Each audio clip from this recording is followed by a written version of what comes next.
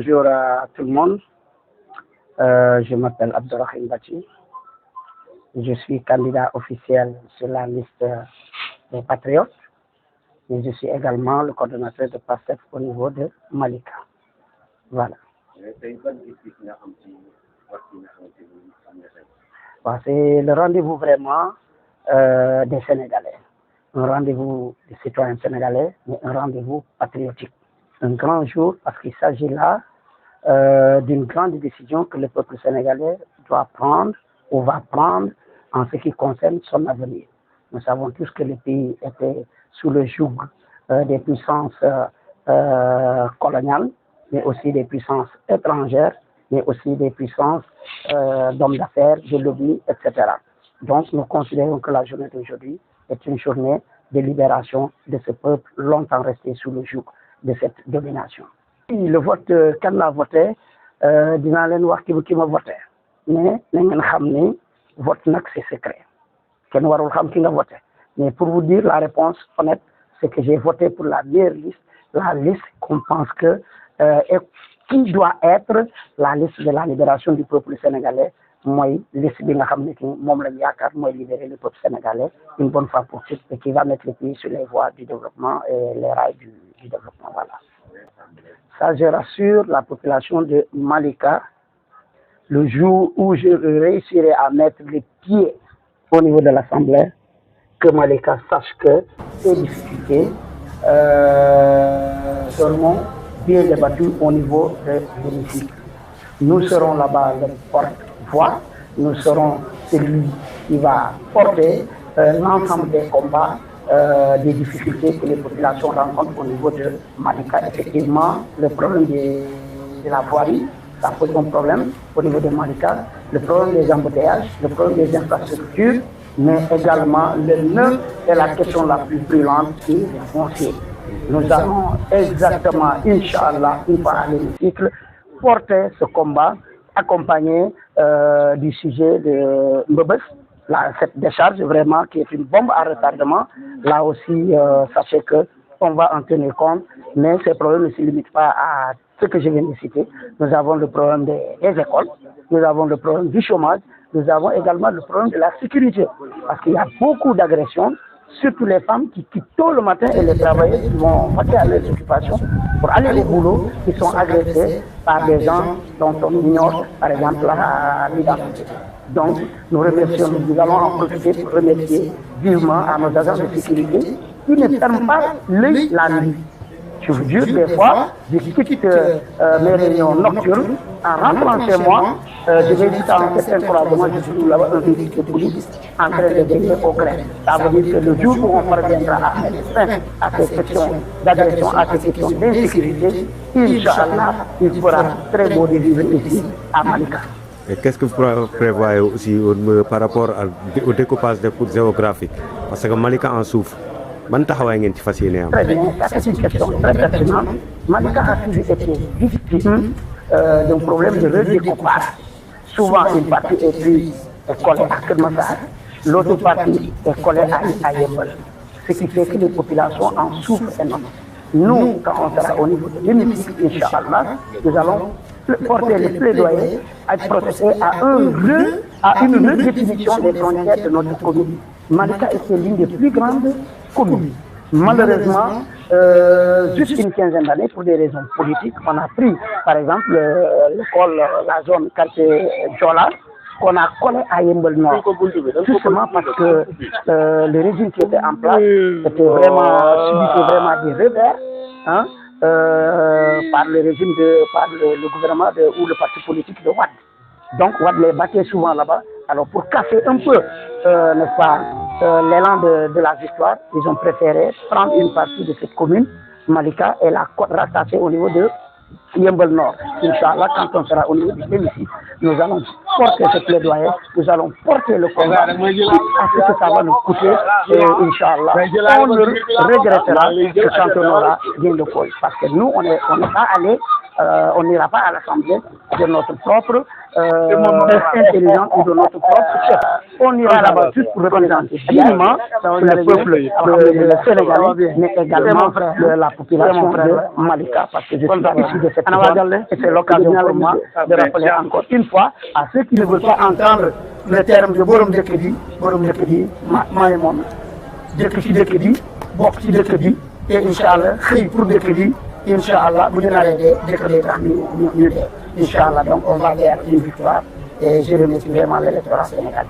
Merci. Nous sommes au centre Seydi Anta Gadiaga et où nous avons eu l'honneur de rencontrer notre très cher Tata Fatou, une maman de tout le monde, hein, borom ginnaaw bu yaatu nangu boot ñëpp à Malika. Njaboote ñëpp nag wax dëgg yàlla on l'a rencontré ici, elle est venue s'acquitter de ses droits civiques, n'est-ce pas? Donc on s'est croisés. Donc Tata, jour bu mag la tey, jour de rendez-vous de la mort du système. C'est la fin du système, Inch'Allah, parce que la journée d'aujourd'hui du 17 novembre, c'est une journée historique. C'est une journée où on va marquer la fin du système. Et Inch'Allah, il sera enterré définitivement demain. Et le Sénégal va repartir sur une nouvelle base, une base de développement. Madame Sawa, tous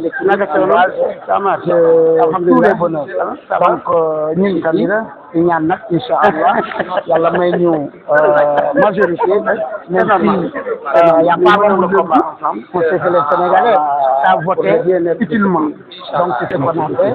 Nous allons avoir une majorité écrasante à l'Assemblée pour pouvoir dérouler notre programme. Inch'Allah, Tata, vous avez ci financé bi di nuyu ñëpp et puis de remercier ñi fi nekk ñëpp xam ne tey moo sunu bés la sunu bés moom duñ ko raté ma nekk ci sama sunu coordonnateur Badji nekk ak fi tamit coordonnateur Fall ak ñi wër yëpp di wax ne tey la ñuy enterré nag système bi dama ko gëm incha allah ñun ñëpp ñu fekke ko di wax nag di gën a ñaax nag sunu député yi bu ñu demee assemblée ñu bañ a fàtte population bi waaw mais nous on verra pour ça jërëjëf nekkal ci jàmm merci beaucoup.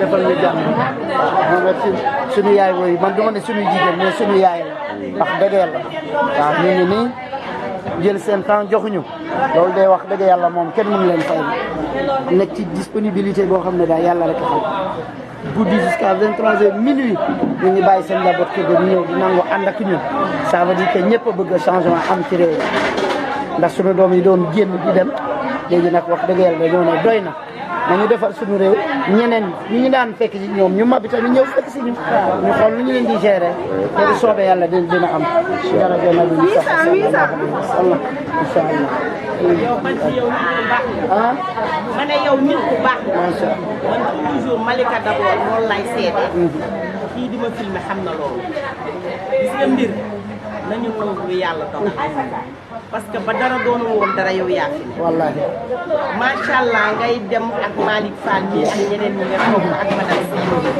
tey ku ñëw dañoo war a ñëw toog ci seen ginnaaw ànd ak ñun joxante loxo liggéey nit ku baax nga nit ku wér nga ku yaatu nga ku jullite nga nangoo lenn man nag moo jëwali kenn li am rek moom laay tubaarkàlla yàlla nga eggalee sa sant bu sa jëmm ji taxaw de mais dama koy wax foo new yàlla ngeen eggalee seen sant nit ku baax nga ko yaatu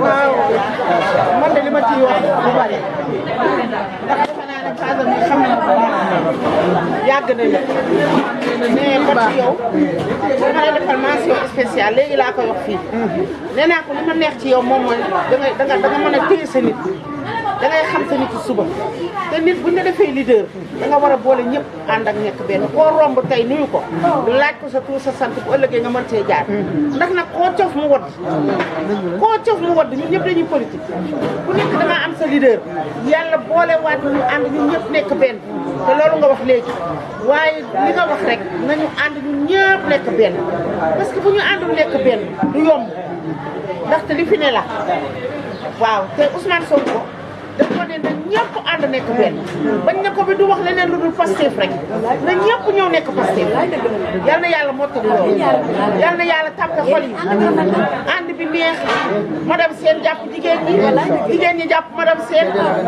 suñu càmm nañu yëpp ñëw jàpp ci mu neex bu neexee rek dañu am doole yal na yàlla sàmm te defal ñu ca li ñuy daw ni yal nañu ko muur loo réew Ousmane Sonko ak Diomaye bëgg ci réew mi yàlla nañu ko yàlla defal ñu def fekke ko te tam si barke yonent bi alayhi salaatu